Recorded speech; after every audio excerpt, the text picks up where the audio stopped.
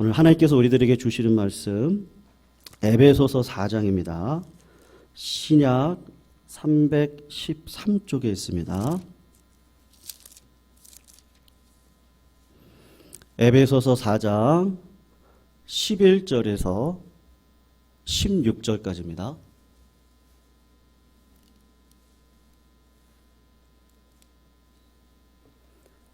(11절에서) 16절까지 우리 같이 에베소서 4장 11절에서 16절입니다. 우리 같이 교독을 읽고 마지막 16절은 함께 읽도록 하겠습니다. 11절 제가 읽습니다.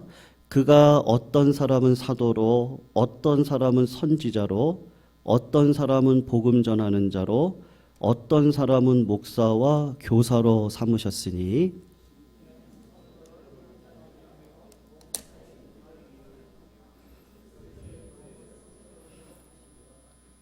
우리가 다 하나님의 아들을 믿는 것과 아는 일에 하나가 되어 온전한 사람을 이루어 그리스도의 장성한 분량이 충만한 데까지 이르리니 어린아이와 같지 아니하여 사람의 속임수와 간사한 유혹에 빠져 온갖 겨울의 풍조에 밀려 요동하지 않게 오직 사랑 안에서 참된 것을 하여 범사에 그에게까지 자랄지라. 그는 머리니 곧 그리스도라. 같이 읽습니다. 그에게서 온 몸이 각 마디를 통하여 도움을 받음으로 연결되고 결합되어 각 지체의 분량대로 역사하여 그 몸을 자라게 하며 사랑 안에서 스스로 세우느니라. 아멘. 오늘 설교를 통해서 두 부분을 말씀을 드리려고 합니다. 첫 번째는요, 하나님께서 교회에 주신 본질적인 사명이 무엇인가?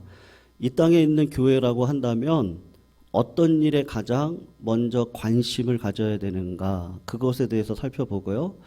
두 번째로는 우리 예방교회가 이 시대적인 사명 앞에 어떤 길을 걸어가야 될 것이고 그 길을 위해서 우리가 어떻게 기도하면서 준비해야 될 것인지 두 부분으로 말씀을 드리도록 하겠습니다. 첫 번째로는 성경에서 말하는 교회의 본질적인 사명이 무엇인가인데요. 신약 성경 가운데 에베소서는요, 그러니까 교회론, 교회가 무엇인지를 알기를 원하시면 에베소서를 공부하시면 되는데, 이 에베소서는 교회가 어떻게 해야 될지 가장 풍성하고 분명하게 가르쳐주는 서신서입니다. 교회의 머리 되신 예수님께서 오늘 본문을 보시면 그러는데요. 교회의 사도로, 어떤 사람은 사도로, 어떤 사람은 선지자로, 어떤 사람은 복음 전하는 자로, 어떤 사람은 목사로, 어떤 사람은 교사로, 직분자들로 교회에 주셨습니다. 교회에 직분자들을 주신 이유가 무엇이냐? 그것은 성도를 온전하게 하기 위함이다라고 말씀을 하고 있습니다. 여러분, 제가 질문을 드리는 건데요. 그냥 속으로만 생각을 해보시면 좋을 것 같아요. 담임 목사를 위해서 교인들이 존재합니까? 아니면 교인들을 위해서 담임 목사가 존재합니까? 아주 간단한 질문인데 성경은 교회에 목사, 장로, 권사, 집사 여러 직분자를 주셨는데 주님께서 교회에 그 직분자를 주신 이유는 성도를 온전케 하기 위해서 직분자를 주셨다. 그것이 오늘 에베소서의 이야기입니다. 이것은 모든 교회에 똑같이 주신 사명인데, 그래서 교회가 제일 먼저 해야 될 사명은 우리 교회에 속해 있는 한 사람 한 사람이 온전한 교인으로, 온전한 그리스도인으로 자라는 일을 돕는 일에 온 교회가 힘을 써야 됩니다. 그래서 어느 정도까지 힘을 써야 되냐 하면 어떤 훌륭하신 목사님이 있는데 그 목사님처럼 우리가 돼야 됩니다. 이게 아니고요. 그분도 죄인이죠. 그래서 오늘 본문에서 하고 싶은 이야기는 그리스도의 장성한 분량까지 충만한 데까지 자라고 이제는 영적인 어린아이처럼요. 어린아이 특징이 무엇입니까?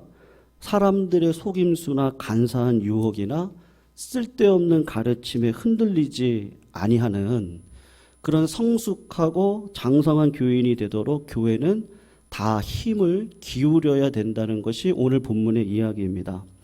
아주 착하고 멋있게 생긴 사람이 어린아이한테 이렇게 얘기를 하죠. 솜사탕 줄 테니까 얘야, 내가 네가 좋아하는 거 그거 평생 솜사탕 맛있게 먹게 해줄 테니까 나를 따라와라. 이렇게 할 때 그 솜사탕을 대부분의 아이들은 따라가거든요. 유괴당할 위험이 있는데 왜 그렇습니까? 아직은 수준이 어린아이고 사실은 철이 없기 때문에 그렇습니다.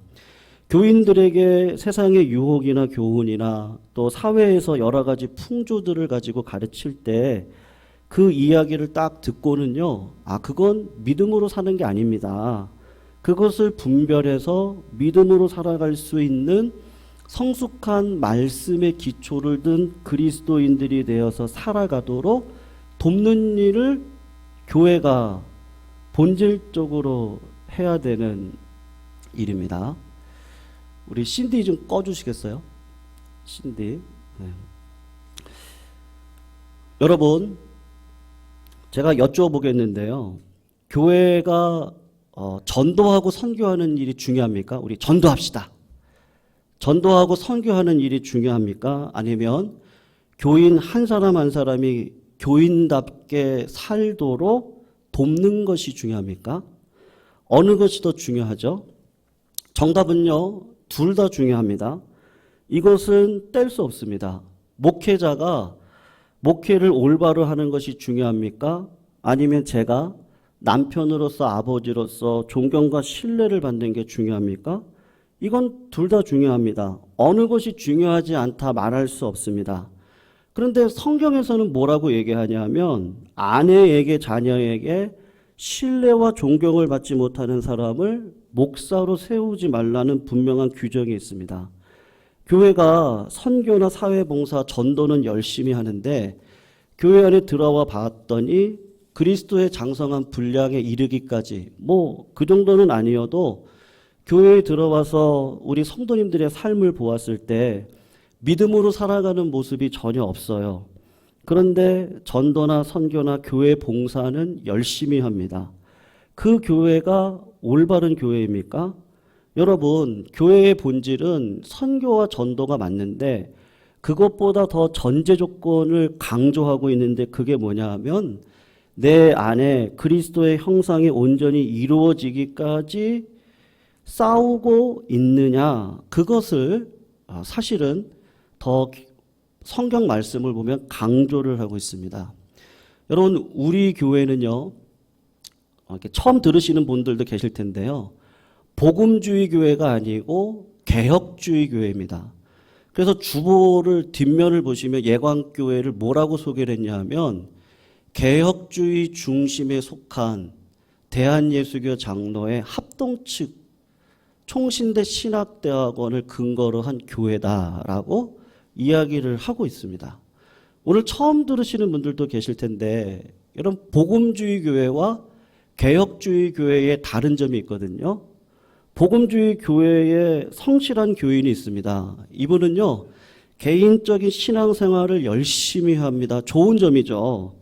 내가 구원의 은혜를 받은 것에 대한 큰 감격이 있고, 하나님께서 나 같은 죄인을 구원하셔서 십자가의 사랑으로 하나님의 자녀 삼아 주시고 성령의 능력을 주셔서 하나님의 자녀로 살아갈 수 있도록 나를 이끌어 주신 그 은혜에 대한 감격이 있습니다.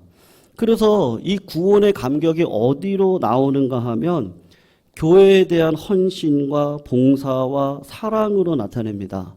교회의 모든 일에 열심을 내고 교인들을 돌아보고 굳은 일을 하며 봉사를 합니다. 그리고 나를 구원하신 구원의 은혜에 대한 감사로 전도도 하고 선교를 하는 일에 충성을 다합니다. 이것은 복음주의 교회의 좋은 장점입니다. 그런데 복음주의 교회에 부족한 점이 있습니다. 교회 일을 열심히 합니다. 전도와 선교사에게 열심히 일을 합니다. 그런데 하나님께서 나에게 주신 모든 곳이죠. 모든 곳. 직장에서 사장이 되셨는데 이 직장에서 내가 운영하는 회사를 하나님의 성경의 말씀, 하나님의 뜻에 맞도록 회사를 운영하는가, 이것을 위해서 어떻게 할까에 대한 진지한 고민을 하지 않습니다. 장로님들 중에 대통령이 되신 분들이 계셨습니다. 그런데 대통령직을 그리스도인답게 하신 분은 별로 없습니다. 크리스찬 가운데 국회의원들이 상당히 있습니다. 신자들 가운데 여러 높은 지위, 경제적으로, 정치적으로, 사회적으로, 법률적인 직에서 높이 올라가 계신 분들이 계시는데 저 사람을 딱 보면 야, 진짜 크리스찬 정치가 답다. 예수님께서 사장을 하셔도 예수님께서 기업을 맡아서 운영을 하신다면 저분처럼은 하겠다. 그렇게 성숙한 삶의 모든 부분에서 하나님의 말씀을 따라가는 교인을 찾는 것이 사실 정직하게 보면 쉽지 않습니다. 성경은 우리들에게 교인 한 사람 한 사람이 그리스도의 장성한 분량에 이르도록 성도를 온전하게 하세요. 어느 정도까지 자라야 됩니까? 교회의 머리이신 예수님의 장성한 분량까지 자라도록 교인들 한 사람 한 사람을 섬기십시오. 그렇게 하기 위해서 성령님께서 교회의 어떤 사람은 목사로, 어떤 사람은 장로로, 어떤 사람은 집사로, 어떤 사람은 권사로 그렇게 직분자로 부르신 겁니다. 그래서 교회가 해야 될 중요한 일은 여러분 칼빈이 교회를 어머니라고 그랬는데 한 사람 한 사람 교인들이 갓 태어난 어린아이가 어머니의 젖을 먹고 사랑을 받고 어머니의 그 지혜의 가르침을 받아서 장성한 사람으로 자라듯이 우리 성도님들 한 분 한 분이 예광교회라고 하는 어머니의 품에서 5년, 10년 그렇게 오랜 생활, 신앙생활 하시면서 장성한 그리스도인이 되어서 단순히 교회 일을 열심히 한다가 아닙니다. 내가 헌금을 열심히 합니다. 봉사를 합니다. 그것은 진짜 기본이고 자기 삶의 모든 부분입니다. 가정생활, 교회생활뿐만 아니라 직장생활과 대인관계와 불신자들의 관계 속에서 예수님께서 그 자리에 계셨더라면 이렇게 하실 것이다 라고 할 만큼 그리스도의 장성한 분량만큼 성장하는 교인이 되도록 하는 것이 교회의 본질적인 사명입니다. 우리 교회가 속해 있는 한 사람 한 사람이 그리스도의 장성한 분량이 충만한 데까지 자라도록 우리 성도님들께서 직분을 다 받으신 거죠. 그러면 어떻게 교인 한 사람 한 사람이 그리스도의 장성한 분량, 쉽게 말하면 예수님처럼 믿음과 지혜와 사랑에서 장성한 분량이 될 수 있겠습니까? 어떻게 하면 됩니까? 이건 지름길이 없습니다. 그냥 성령님 내 안에 예수 믿고 나면 첫 번째 특징이 내 안 가운데 내가 성전이고 성령이 내 마음 가운데 계시구나. 그거를 알게 되면 주님의 뜻에 귀를 기울이는데 내 본능대로 행하면 주님의 뜻과 늘 반대되기 때문에요. 말씀, 어머니가 늘 밥을 주시죠. 설교를 우리가 날마다 먹습니다. 말씀을 읽습니다. 그게 맨날 맛있습니까? 밥은 맛있는 게 아니고요. 그냥 본능적으로 먹어야 되는 겁니다. 그걸 먹습니다. 호흡을 하죠. 호흡을 안 하고 살아가신 분들이 계십니까? 없습니다. 영적으로도 기도의 호흡을 멈추시는 순간 자라날 수가 없습니다. 그러니까 다른 길이 있는 게 아닙니다. 성령의 은혜를 따라 내 마음속에 하나님께서 뭐라고 말씀하실 때 그 말씀을 말씀 가운데 발견합니다. 환경 속에서 발견하고 그걸 내 힘으로 감당할 수 없기 때문에 하나님 앞에 나와서 애통한 마음으로 기도합니다. 하나님 내 힘으로 안 됩니다. 하나님 내 뜻대로 살려고 하는 제 마음이 있으니 하나님 나를 불쌍히 여겨주세요. 할 때 내 안에 있는 성령이 나를 격발해서 나를 끌어가는 하나님의 열심이 우리의 십자가를 닮아가는 삶에 있습니다. 여러분 창세기부터 계시록까지 쭉 보십시오. 다윗이라고 하는 사람이 평생 전쟁터에서 살았습니다. 그런데 다윗이 한 일을 보면 여러분 다윗이 하나님의 마음에 합한 사람 맞습니까? 간음을 하고 도둑질을 하고 하나님의 이름을 망령되이 읽고 남의 아내 빼앗고 살인하고 그런 다윗입니다. 이해가 안 되는 일을 정말로 많이 했습니다. 잔인한 일을 했던 사람입니다. 사울 왕을 피해 블레셋에 도망을 갔을 때 자기를 따르는 무리들을 살리기 위해서 블레셋 마을을 습격을 했습니다. 여러분, 가축을 빼고 다 죽였습니다. 어린아이까지, 여자까지 다 죽였던 자가 누구냐면 다윗입니다. 왜냐하면 하나라도 살아서 다윗이 그 마을을 습격했다는 것이 블레셋 사람들에게 알려지면 다윗은 살아날 수가 없으니까 완전히 초토화를 시키는 건데, 그게 잘한 일입니까? 잘한 일이 아니거든요. 여러분, 우리가 사는 곳은요, 낙원이 아닙니다. 우리가 믿음으로 사는 일에 있어서 착하게 나의 삶을 그냥 놔두는 곳이 절대로 아닙니다. 그러면 이 험악한 세월을 살아갈 때 늑대 탈을 써고 살아가야 됩니까? 우리 그렇지 않습니다. 믿음으로 살아가는 사람들을 자세히 보시면 도덕적으로 윤리적으로 완벽했다가 아니고 그 마음 가운데 성령님이 계셔서 늘 예수 그리스도를 바라보는 자리에 있습니다. 그러니까 다윗의 특징이 뭐예요? 하나님이 말씀하시면 바로 십자가 앞에 와서 회개를 합니다. 사울은요, 절대로 회개하지 않아요. 자기 계획대로 살아가는 사람이거든요. 그러니까 다윗의 목표는 늘 예수 그리스도였습니다. 그리스도의 장성한 분량으로 자라기까지 실수할 수 있죠. 잔인한 일을 행할 수도 있었어요. 그런데 늘 말씀과 기도로 하나님 앞에 거하는 일에 최선을 다했던 자가 다윗입니다. 여러분, 이단들의 제일 큰 특징이 무엇입니까? 그 사람들도 기도 열심히 합니다. 그리고 그 사람들도 성경 열심히 배웁니다. 신천지에 들어가서 한번 성경 공부를 해보세요. 일주일에 한 번에 2시간씩, 6시간씩 성경 공부를 합니다. 근데 그들의 목적은 뭐죠? 자기네가 14만 4천이래요. 자기네만 구원을 받는데요. 그래서 구원을 받기 위해서 파수꾼들을 기존 교회에다가 파송을 해요. 그래서 10년, 15년, 20년 그 교회 일꾼으로 다 들어가 있다가 어느 순간 분열을 시키죠. 여러분, 이단은 똑같은 것 같아요. 똑같이 예수님을 믿고 예수님의 말씀을 따라가는 것 같은데, 여러분, 이단 교주의 특징이 무엇입니까? 마지막에 누가 예수래요? 내가 예수래요. 내가 성령이래요. 그러면서 가리키는 게 뭐죠? 젊은이들한테 분명히 신천지 다닌다 그러면 부모님이 반대할 건데 그 부모님은 마귀야. 그러니까 마귀의 속박에서 벗어날 수 있는 방법은 집을 갖추래.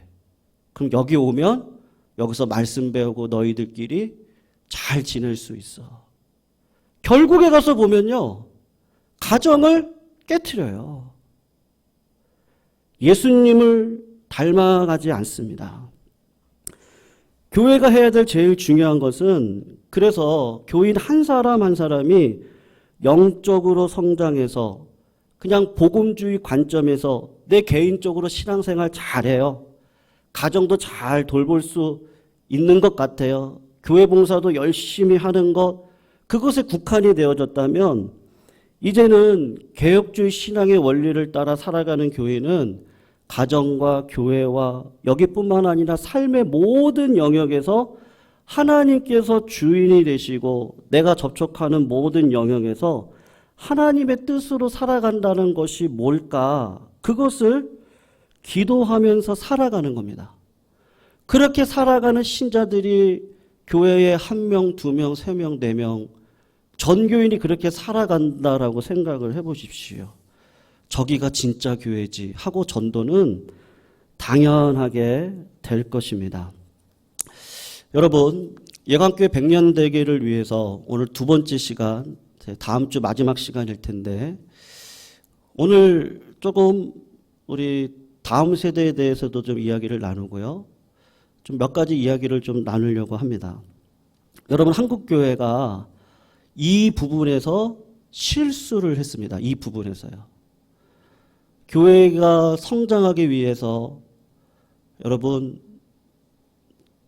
사도 바울은 남의 터 위에 교회를 짓지 않았습니다. 교회가 성장하기 위해서 분명히 어느 교회 문패가 붙어 있거든요. 그런데 들어가요. 들어가서 우리 교회 목사님 설교 한 번만 들어보셔라. 우리 교회 한 번만 와봐라. 그런 성도님들 안 계세요? 전도를 진짜 열심히 하세요. 그런데 한 사람 한 사람이 온전히 그리스도인으로 세워지는 일에는 부족한 것이 많았고 그것이 지금 결과로 드러나고 있는 한국교회 현실이 있습니다. 한국교회가 60년대부터는 하나님께서 큰 부흥을 80년대 후반, 90년대 초반까지 주셨습니다. 한국교회가 성장하게 된 동인이 있는데 그 동인이 무엇이냐면요, 성도님들, 제가 볼 땐 주일학교의 성장에 있었습니다. 물론 전도 초청 집회를 통해서 작년 성도들을 전도하는 일에 열심을 내기는 했는데, 그러나 모든 시기의 통계나 자료를 보시면 한국교회의 주된 성장의 원동력은 우리의 다음 세대들입니다. 그래서 제가 어릴 적에 우리 부모님이 섬겼던 그 교회, 경기도 연천교회인데요. 시골교회입니다. 시골교회임에도 불구하고 작년 성도보다 우리 주일학교 아이들이 3배가 더 많았습니다. 그리고 목회를 하면서 배운 것이 교회 본당보다 교육관이 3배가 돼야 그 교회가 소망이 있는 교회다. 그리고 실제로 저희 어릴 적에 그런 주일학교에 엄청난 부흥이 있었습니다. 그런데 한창 기독교가 부흥하고 성장하는 가운데 한 가지 조짐이 일어나게 됐는데 1980년대입니다.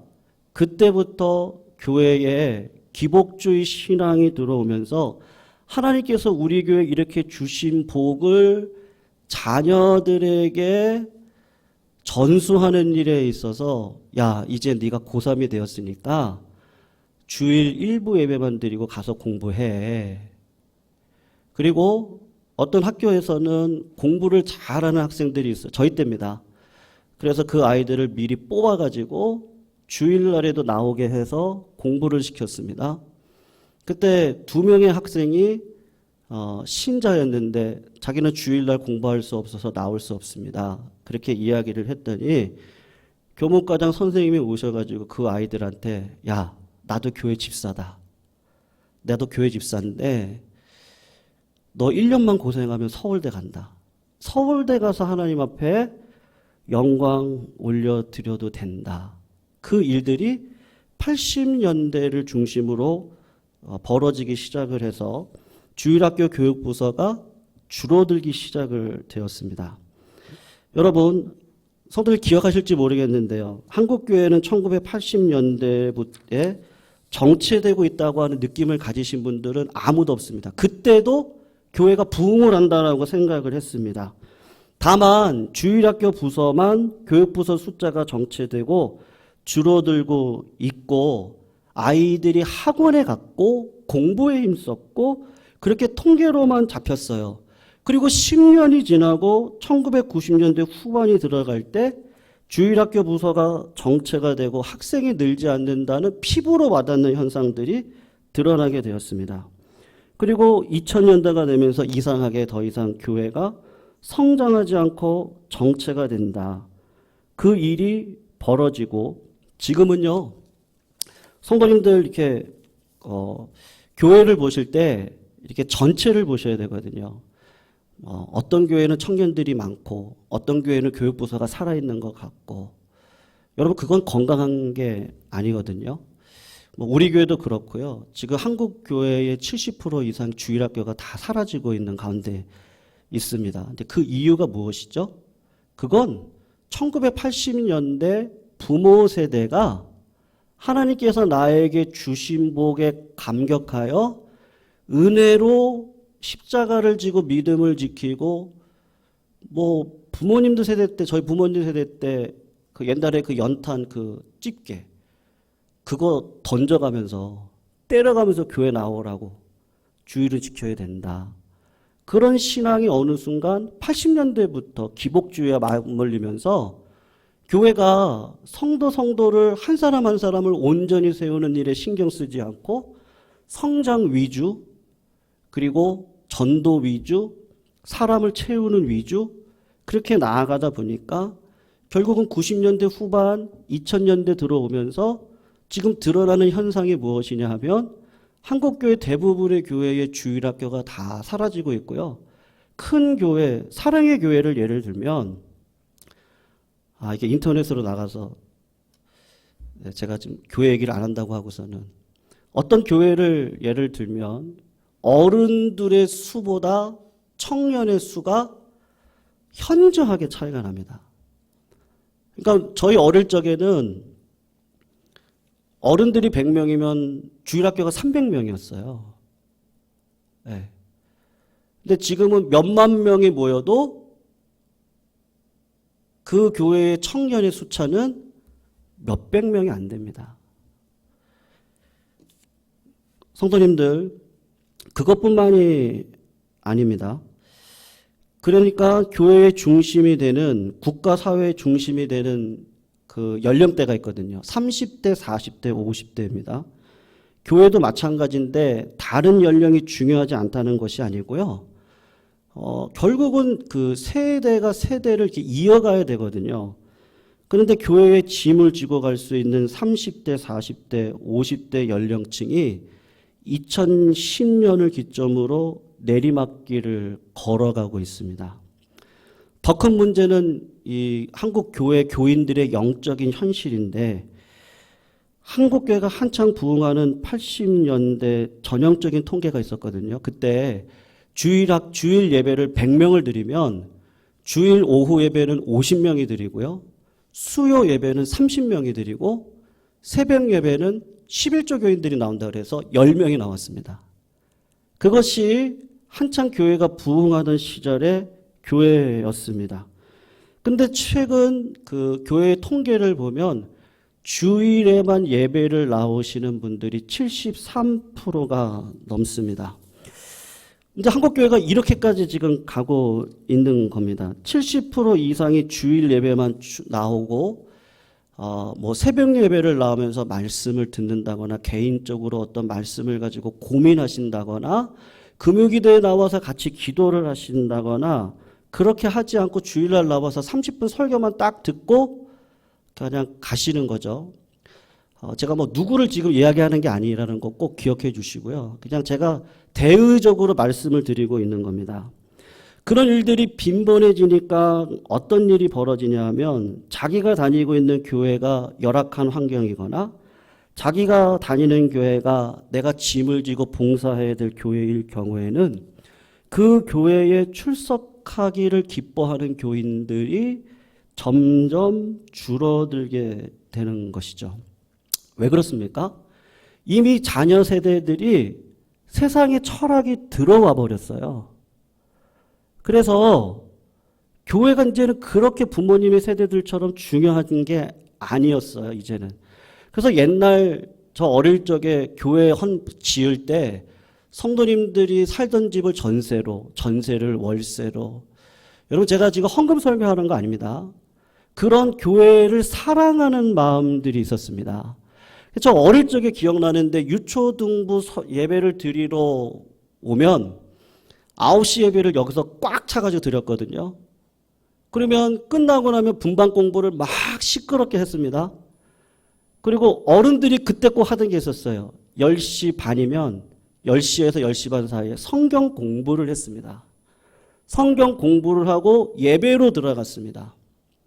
지금은 주일 오후 예배, 그리고 대교회를 중심으로 주일 오후 예배가 사라지고, 그리고 소그룹 모임으로 그건 문화적으로 그럴 수 있습니다. 그런데 우리 어릴 적 모든 교회는 다 주일 저녁 예배를 드렸습니다. 왜 그렇습니까? 성도님들께서 그때만 해더라도요, 성경을 엄청 읽었습니다. 그래서 외국 선교사들이 한국 사람들을 가리켜서 뭐라고 별명을 매겼냐면 바이블 러버, 성경을 사랑하는 자들이라고 그랬어요. 그래서 옛날 70년대, 60년대만 보더라도 애를 뒤에다가 업고 금요일날 나와서 맨 바닥에서 울며 기도하는 어머니들이 그렇게 많았고요. 저희 어릴 적에도 금요 기도회 때 애들 데려가서 옆에 눕히고 재우면서 부모님 기도하신 분들이 그렇게 많았습니다. 교회를 사랑하는 마음이 있기 때문에 어떻게 사랑하는 게 더 좋을까? 그러다가 성도님들이 우리 새벽 예배도 같이 할까요? 왜냐하면 그때는 농경문화니까요. 농경문화는 밤에 일찍 자고 아침에 일찍 일어나니까 일찍 일어나서 농부들이 기도하고 싶은 거예요. 그러니까 새벽 예배를 그게 우리나라 문화가 됐습니다. 주일 저녁까지 예배를 드리고 싶어서 주일 저녁 예배가 생긴 거예요. 성도님들이 거리가 머니까 10리, 20리 되는 교회길을 고갯길 넘어 주일날 오기 어려우니까 토요일날 일찍 교회를 오셔가지고 교회에서 주무시면서 기도하셨던 권사님들이 얼마나 많이 있는지 모릅니다. 여러분, 한국교회가 80년대에 성도 한 사람 한 사람이 온전히 살아가는 일에, 왜냐하면 이제 다 잘 살거든요. 괜찮게 살거든요. 그러니까 마음 가운데 굳이 하나님이 아니어도 되는 거예요. 전쟁에서 일어났던 한국교회는 없었거든요. 새마을 운동을 일으켜야 됐거든요. 그런 가운데 하나님을 의지하고 기도했거든요. 헌신했거든요. 근데 그 다음 세대들이 조금 살만하고 괜찮아지고 사회적인 지위를 갖고 하니까 굳이 하나님이 아니어도 되고 세상에 좋은 것들이 너무 많잖아요. 부모의 신앙이 어느 순간 전수가 되어지기보다는 부모님들이, 여러분 뭐 연예인들이 나와가지고 주기도문으로 수상소감을 주기도문으로 외우는 거, 어떤 축구 선수가 골을 넣고 하늘을 향해서 기도하는 거, 서울대를 들어가야 하나님 앞에 영광을 올려드리는 거, 그거 진짜 맞습니까? 그것보다 성경이 이야기하는 건요, 성도님들을 목사로, 선지자로, 교사로, 권사로, 장로로 불러주신 이유가 있습니다. 그건 성도님들 한 분 한 분이 예수 그리스도의 장성한 분량에 이르도록 자라기 위함입니다. 우리의 기준은 어떤 교회보다 커야 되는 것도 아니고 어떤 성도보다 잘 살아야 되는 것도 아니고, 그건 세상 기준이고요. 교회가 작던 크던 하나님을 섬기는 일에 있어서 그리스도의 불량한 자리까지 나아가면요, 어떤 마음이 들겠습니까? 이 교회가 내 교회죠. 큰 교회를 보면서 부러워합니까? 작은 교회를 보면서 패배감에 빠져 있습니까? 옛날에 그런 게 어디 있어요? 다 조그만 교회에서부터 시작했죠. 근데 하나님께서 주시는 마음이 성도님들이 교회를 사랑하니까요, 그냥 전세 빼서 월세를 가더라도 이 교회를 이렇게 지어놓고 나면 다음 세대들이 와서 또 교회를 세워가고, 그렇게 해서 오해하지 말아주세요. 제가 진짜 대의적으로 그냥 말씀드리는 건데요. 어디 가서 뭘 배웁니까? 저는 그런 것도, 교회가 부모님의 신앙을 따라서 그 부모님의 등을 보고, 교회가 뭐 맨날 뭐 어떻게 그러겠습니까? 지금 한국 교회는요, 큰 교회도 작은 교회도 지금 신앙의 성장이 지금 다 이렇게 함몰되어져 가고 있습니다. 큰 교회가 맨날 큰 교회일까요? 제가 볼 땐 아니에요. 왜냐하면 몇만 명인데 아이들은 300, 400밖에 안 되거든요. 큰 교회가 잘 되려면 작은 교회가 살아나야 되거든요. 그 작은 교회가 살아 역사에서 신앙이 있는 청년들이 서울로 와서 공부하거든요. 그러니까 평안교회 같이 제가 섬겼던 교회는 그런 일꾼들이 와서 교회를 든든히 하고 있습니다. 그럴 수는 있어요. 근데 그렇게까지 하게 하셨던 그 원뿌리는 어디에 있습니까? 하면 그 모 교회에 있는 거예요. 모 교회, 지방교회가 부모님과 함께 신앙생활을 함께 해나가면서 부모님이 그런 고민을 하고 진짜 신자의 삶이 무엇이지? 생명은 하나님이 주시는 거거든요. 교회 부흥은 하나님이 주실 거예요. 중요한 건 정말 내 교회를요, 진짜 내 교회로 생각하고, 아니 이 교회가 진짜 내 교회면요, 눈이 오거나 비가 오거나, 저 청년 때 그랬거든요. 막 눈이 오고 그러면 교회로 뛰어갔어요. 근데 어느 순간 사람이 외모만 보기 시작을 해서 큰 교회는 좋은 교회고 작은 교회는 뭔가 문제가 있으니까 작죠. 그리고 명패가 붙어 있는데도 들어와서 전도를 해요. 그건 이혼을 시키는 거거든요. 제가 볼 때 영적으로 그건 이혼시키는 거예요. 이혼을 시키면 안 되고 잘 살 수 있도록 격려하고 섬기라 그러고, 내가 섬기는 곳에서 기적이 일어나야죠. 기적도 안 일어나는데 다른 곳에 가서 다른 집에 가가지고요, 계모로 살아가는 것, 그것이 영광일까요? 그냥 제가 대의적으로 그냥 말씀을 드리는 겁니다. 여러분, 한국교회가 경배와 찬양이 80년대부터 아주 그냥 붐을 이뤘습니다. 그래서 개척교회부터 뭐 큰 교회까지 다 경배와 찬양 노래를 많이 했어요. 그게 나쁘다는 건 아닌데 문제는 뭐냐면 노래만 했어요. 하나님의 말씀으로 배우고 그 배운 말씀을 가지고 하나님의 뜻을 구하고 그 뜻을 구하는 삶을 통해서 내가 오늘 어떤 길을 걸어가야 될지를 선택하는데, 그건 나를 부인하는 길이거든요. 나를 부인하지 않고는 내가 부인되어지지 않는데 이 교회가 내 교회, 내 가정, 내 자녀뿐만 아니라 다른 자녀들, 그 자녀들이 지금 어떤 마음을 가지고 있는지, 어떻게 고민하고 있는지, 어떤 삶을 살기를 원하는데 그게 왜 안 되고 있는지, 우리 성도님들이 가지고 있는 수많은 생각들, 근데 그런 것, 모든 것들이 결국은 말씀 앞에 내가 부딪히지 않고는 절대로 그런 일은, 하나님께서 원하시는 온전한 자리에 들어가는 것은 있을 수 없는 일이죠. 여러분, 제가 미국 유학 시절에 제가 섬겼던 교회가 미국 교회를 빌려서 했거든요. 근데 미국 교회도 큰 교회가 있습니다.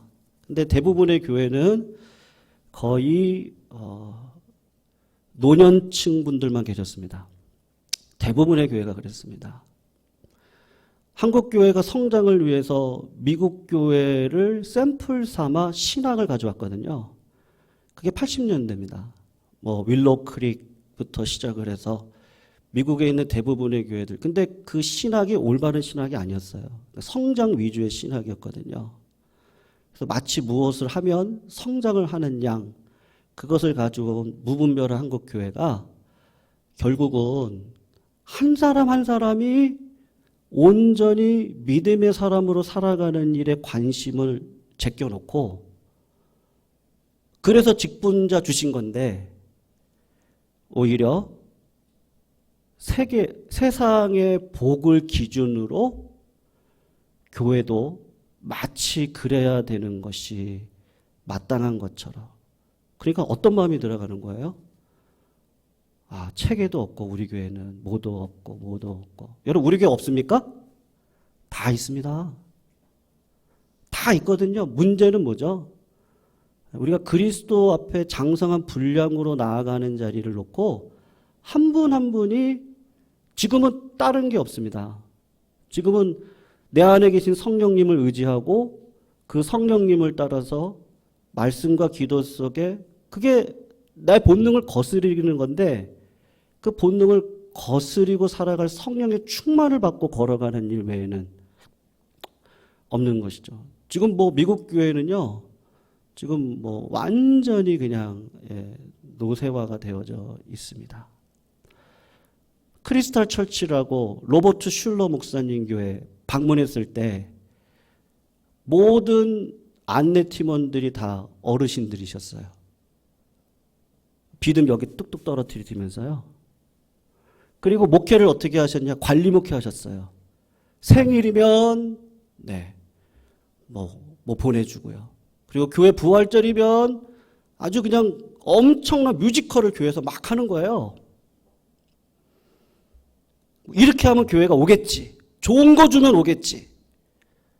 근데 진짜 좋은 게 뭐죠? 복음이거든요. 근데 이 복음은 우리 어르신들 세대가 우리가 볼 때는 상식적이지 않아요. 하나님만 막 그러는데, 근데 진짜 하나님만 의지하고 하나님만 따라서 그 불구덩이 같은 가난을 이기고 어려움을 이기고 여기까지 왔거든요. 그러니까 백년대계는 오늘 두 번째 시간으로 제가 말씀드리고 싶은 건 그냥 내 한 사람, 다른 사람 볼 필요 없을 것 같습니다. 제가 뭐 누구를 놓고 제가 지금 설교한 것도 아닙니다. 제가 그동안 생각해 왔던 거, 한국교회 문제가 참 이런 문제가 있고, 이런 문제를 교회에서 어떻게 풀어내고, 뭐 이런 생각들로 저는 제가 가지고 있었던 평소의 생각을 말씀을 드리는 겁니다.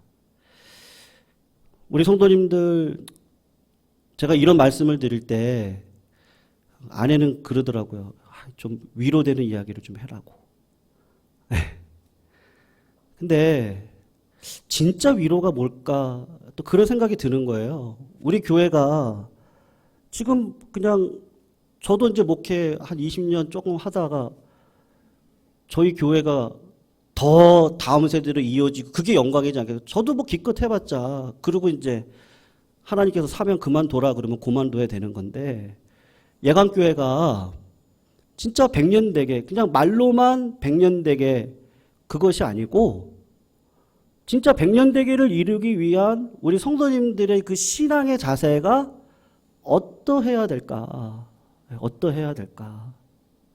그건 내 자녀들을 어떻게 하든지 뭐 다 안 되겠죠. 근데 어떻게 하든지 온전히 세우기 위해서 좀 노력하고 또 성도가 교회를 바라볼 때 내 교회니까요. 내 교회니까 내가 우리 교회를 위해서 내가 어떻게 하는 게 좋을까? 뭐가 부족한가? 지금 뭐가 좀 도움이 필요하고 뭐가 어떻게 협력해야 되지? 그리고 어떻게 하든지 우리 서로 사랑할 수 있는 방법이 뭘까? 하나님을 사랑하는 방법이 뭘까?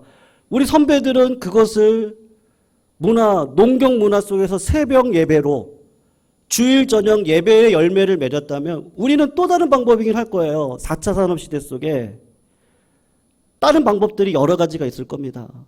소그룹을 좀 더 강화한다든지 아니면 전도회를 지금 이렇게 있는 전도회를 어떻게 더 예배 모임으로 신앙 간증 모임으로 이렇게 하면서 조금 교제를 나누고 그러다가 비전이 보이면 우리가 어떻게 전도하는 일에 힘쓸 것인지 하나님께서 우리들을 보시고 우리들에게 기뻐하시는 건 하나님은 외모를 보시지 않고 중심을 보십니다. 여러분 이 땅에 필요한 건요 시대를 분별하는 눈과 안목이 필요합니다. 그렇게 하기 위해서 필요한 건 예수 그리스도까지 자라는 장성한 분량에 이르는 일에 어떤 한 분도 빠짐없이 그 길을 걸어가셔야 되는 것이죠. 그렇게 걸어갈 때 하나님께서 우리 예광교회를 반드시 백년대계가 그냥 꿈이나 허상이 아니라 비전으로 이끌어 가실 줄로 믿습니다. 여러분 우리가 지금까지 걸어왔던 또 길이 있었기 때문에 이걸 뭐 한 번에 바꾼다 저 그렇게 기대하지 않습니다.